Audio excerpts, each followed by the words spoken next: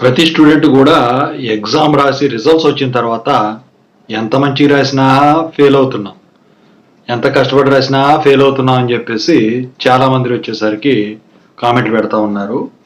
అది జేఎన్టీహెచ్ అయినా కానివ్వండి, జేఎన్టీకే అయినా కానివ్వండి, జేఎన్టీఏ అయినా, జేఎన్టీజీబీ అయినా కావాలని ఫెయిల్ చేస్తారా? అసలు పేపర్ వాల్యుయేషన్ చేసేవాళ్ళ మెంటాలిటీ ఎలా ఉంటుంది?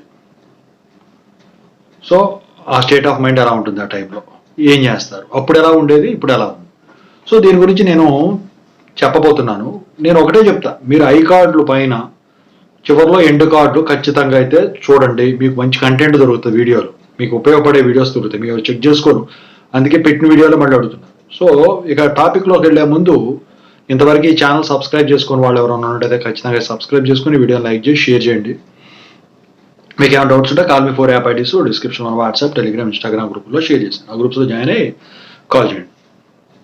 ఒకప్పుడు జేఎన్టీహెచ్ చూసుకున్నా, జేఎన్టీకే, జేఎన్టీజీబీ, జేఎన్టీఏ ఏది చూసుకున్నా కూడా జేఎన్టీజీబీ అంటే జేఎన్టీకే కింద ఉండేది. సో పేపర్ వాల్యుయేషన్ చేసేవాళ్ళు ఎలా ఉండేదంటే స్టూడెంట్స్ చాలా తక్కువ మంది ఉండేవాడు, కాలేజీలు చాలా తక్కువ ఉండేవి. ఇక ఇంజనీరింగ్ మంచి డిమాండ్ ఉండేది, అంతగా పెద్దగా బోర్ కొట్టేది ఏమి ఉండేది కాదు. చాలా స్ట్రిక్ట్గా క్లాసులు జరిగేవి, అంతా బాగుండేది. సో పేపర్ వాల్యుయేషన్కి వచ్చేసరికి నువ్వు కరెక్ట్గా రాస్తేనే పాస్ అవుతావు, ఏ చిన్న తేడా అయినా ఫెయిల్ అయ్యి. అప్పుడు వీళ్ళందరినీ గైడ్ చేయడానికి చీఫ్ ఉండేవాళ్ళు, వాళ్ళు పెద్దగా పట్టించుకునేవాళ్ళు, స్ట్రిక్ట్గా రూల్స్ చెప్పేవాళ్ళు. అయితే అప్పుడు పేపర్ వాల్యుయేషన్ చేసేవాళ్ళు మైండ్ సెట్ ఎలా ఉండేదంటే కరెక్ట్గా రాసిన వాళ్ళకి పాస్ మార్కులే కాదు, నచ్చిందంటే %% కూడా వేసిన రోజులు ఉన్నాయి. కరెక్ట్గా రాయని వాళ్ళకు ఫెయిల్ కూడా అయిన సందర్భాలు ఉన్నాయి. సప్లీలో మళ్ళీ మార్కులు పెట్టి అంతా జరిగేది. ఏ యూనివర్సిటీ అయినా అంతా ఆఫ్లైన్. అప్పుడు అన్నిటికీ నోడల్ సెంటర్స్ ఉంటాయి. 3 యూనివర్సిటీలు అప్పుడు, జేఎన్టీకే, జేఎన్టీఏ, జేఎన్టీయూ, హెచ్, జేఎన్టీజీబీ, జేఎన్టీకేలో భాగం.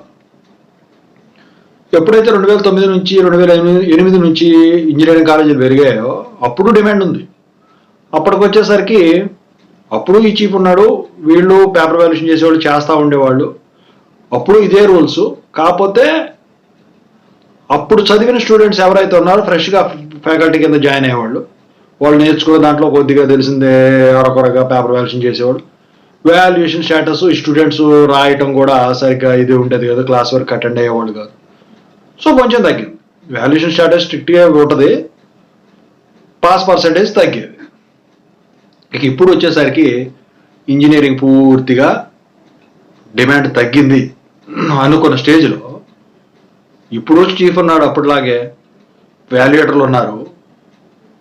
సో ప్రతిదీ కూడా చీఫ్ చెప్పినట్టే చేస్తారు. వాళ్ళు ఏం చెప్తున్నారు, ఇంజనీరింగ్ కాపాడుకోవడానికి ఏదో ఒకటి చేయండి, వాల్యుయేషన్ కొంచెం లూజ్గా చేయండి అని చెప్పేసి కొన్ని యూనివర్సిటీలు, పేర్లు చెప్పను నేను, ఆఫ్లైన్ చేసే యూనివర్సిటీలు చెప్తా ఉన్నారు. మంచిగా రాసిన వాడుకు, యావరేజ్ రాసిన వాడు కూడా పాస్ చేసి పంపిస్తున్నారు. అదే స్పెషల్ సప్లీలు అయితే యూనివర్సిటీలు జరుగుతాయి కాబట్టి అప్పటి స్ట్రిక్ట్ రూల్స్ ఉన్నాయి కాబట్టి కొద్దిగా తప్పైనా కూడా తీసేయడం జరుగుతూ ఉంది. పేపర్ వాల్యుయేషన్ స్ట్రిక్ట్ అయిపోతుంది. ఇక జేఎన్టీహెచ్ వచ్చేసరికి ఆఫ్లైన్, ఆన్లైన్ రెండు ఉన్నాయి కాబట్టి ఆన్లైన్లో చేసేవాడు ఏం చేస్తాడు, చక్కగా దగ్గర పుస్తకం పెట్టుకోనో లేకపోతే అక్కడ కాలేజీలో కూర్చోనో ఎక్స్పీరియన్స్ అయితే చేస్తాడు. సో పేపర్ వాల్యుయేషన్ స్టేటస్లో ఎటువంటి మార్పు లేదు, అదే రూల్స్, అదే విధానం. మంచిగా రాస్తే పాస్ అవుతావు, కీ పేపర్ మ్యాచ్ అయ్యేటట్టు, లేకపోతే లేదు. ఇక జేఎన్టీకే, జేఎన్టీఏ, జేఎన్టీజీబీ ఉన్నాయనుకోండి.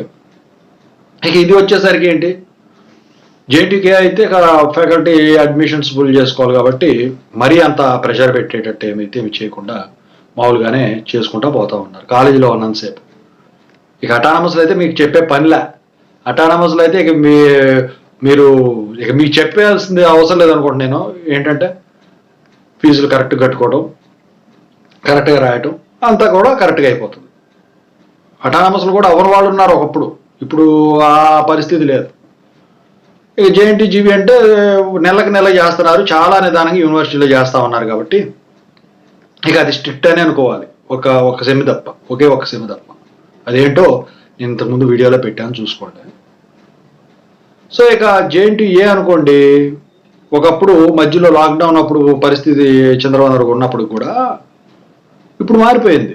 యూనివర్సిటీలో పేపర్ వాల్యుయేషన్ చేస్తూ ఉన్నారు, రూల్స్ గట్టిగా పెంచారు. స్టూడెంట్ కరెక్ట్గా రాస్తేనే ఎగ్జాము పేపర్ వాల్యుయేషన్లో పాస్ అవ్వడం జరుగుతుంది. అక్కడ ఉండే పేపర్ వాల్యుయేషన్ చేసే వాళ్ళ మైండ్ సెట్ ఎలా ఉంటుందంటే వాళ్ళకి ఇన్స్ట్రక్షన్స్ అనేవి వీళ్ళు ఇవ్వటం జరుగుతుంది కాబట్టి ఆ ఇన్స్ట్రక్షన్స్ ఇచ్చిన దాన్ని బట్టి చాలా నిదానంగా చేస్తూ ఉంటారు.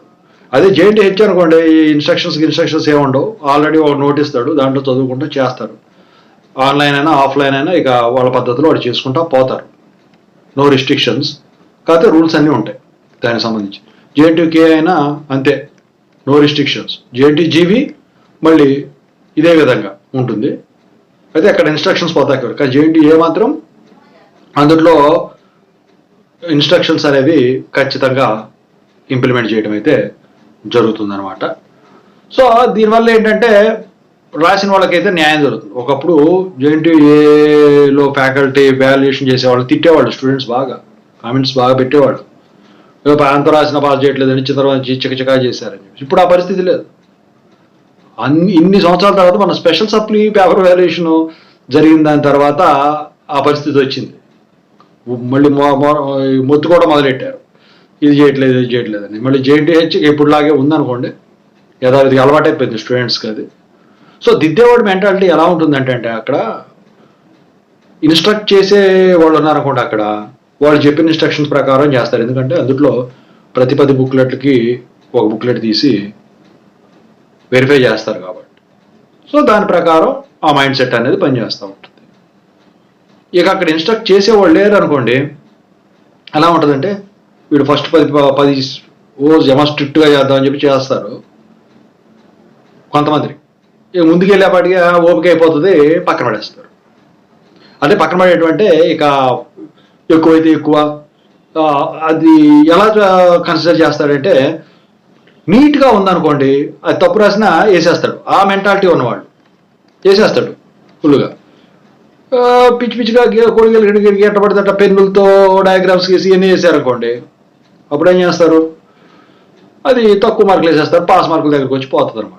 సో అలాంటి రకాల మనుషులు ఉండవు. ఇంకా కూడా అందుట్లో 40 పేపర్లు కూడా స్ట్రిక్ట్గా ఓపిక్గా ఉండి చేసే ఫ్యాకల్టీ ఉంటారు.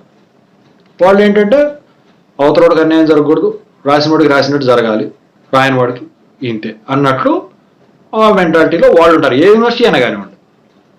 అయితే నేను ఒకసారి పేపర్ వాల్యుయేషన్కి వెళ్ళినప్పుడు నేను చూశాను కొన్ని బుక్లెట్లు. కొంతమంది అందుట్లో స్టోరీలు రాశారు అందుట్లో కూడా. అయితే నేను మామూలుగా పేపర్ వాల్యుయేషన్ అయితే చేసేసాను, ఇన్స్ట్రక్షన్ అప్పటికే ఇవ్వడం మొదలెట్టారు వాళ్ళు, అంతా అయిపోయింది. బయటకు వచ్చి ఇంకా 10 మంది ఉంటారు కదా అదే సబ్జెక్ట్కి, అడిగితే ఎలా రాశారండి అంటే మీది ఎలా ఉందని చెప్పేసి ఆయన అడిగారు. సో ఎట్లా అండి, ఎట్లా రాశారు, అవి హెడ్డింగ్లు పెట్టేశారు, కొన్ని ఏమో అవి ఏంటంటే ముందోళ్ళు దాంట్లో కంగారుగా కాపీ కొట్టేసినట్టు ఉన్నాయి, ఆన్సర్స్ ఎక్కించినట్టు ఉన్నాయి అంటే. మాది అదే పరిస్థితి. నేను ఇవాళ మొత్తం మీద ఈ 80 బుక్లెట్లు పైన చేశాను. అంటే 3 బండిల్స్ ఇచ్చారు నాకు, 3 బండిలు తీసుకున్నాను, ఓ 10 చేశాను కదే లెక్కలో. అందుట్లో ఒక 20 మంది శ్రద్ధగా రాసినట్టు కనిపించింది అని చెప్పేసి మిగతా వాళ్ళు కూడా ఇదే పరిస్థితి చెప్పడం జరిగింది. అప్పుడే ఎలా జరిగిందంటే ఇంక ఇప్పుడు. సో దిద్దేవాళ్ళ మెంటాలిటీ ఎప్పుడు కూడా. ఇంకోటి ఏంటంటే చాలామంది అడుగుతూ ఉన్నారు రీవాల్యుయేషన్, ఛాలెంజ్ వాల్యుయేషన్ అదే అని చెప్పేసి. 1 మార్క్ దగ్గరికి వచ్చిపోయింది సార్, రెండోసారి కన్సిడర్ చేస్తాడు అంటే ఫస్ట్ సారి దిద్దేటప్పుడు పాస్ మార్కులు తెలియదు అండి వాళ్ళకు, తెలుసు కదా. ఒకటి పాస్ చేసేదానికి సింపతీలు చూడరండి ఎక్కడా కూడా. మీరు కరెక్ట్గా రాస్తే ఏం చేస్తారు, ఎక్కడో ఒకడు ఉంటారు మంచిగా దగ్గర రాసాడు పాపంలే అని చెప్పేసేసేవాడు అంతే. మిగతా చాట సింపతి అనేది వర్కౌట్. ఓకే, ఇదనమాట, రకరకాలుగా ఉంటుంది. సో వీడియోని అయితే ఖచ్చితంగా అయితే లైక్ చేసి 10 మందికి షేర్ చేయండి. Thank you.